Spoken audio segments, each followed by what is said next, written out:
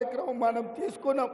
ఇన్ని కార్యక్రమాలు మనం చేస్తుంటే కేటీఆర్ అంటున్నాడు మీ 6 గ్యారెంటీలు అమలు కాలేదని.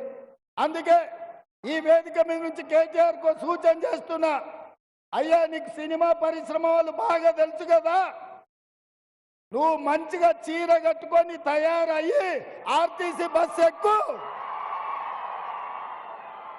కేటీఆర్ కు సూచన చేస్తున్నా, మంచిగా చీర కట్టుకొని ఆడపిల్లలాగా తయారై ఆర్టీసీ బస్ ఎక్కు.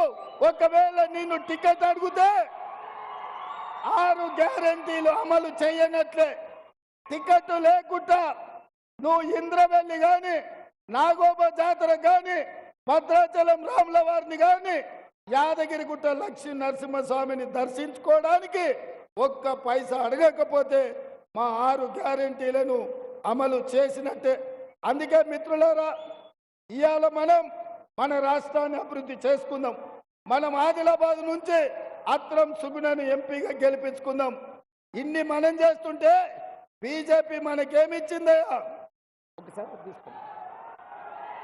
అది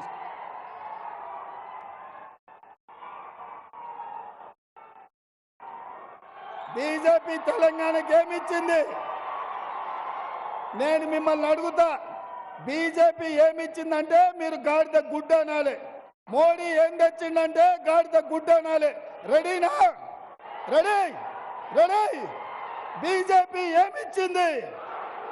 మోడీ ఏం తెచ్చిండు? బీజేపీ ఏమిచ్చింది? మోడీ ఏం తెచ్చిండు? బీజేపీ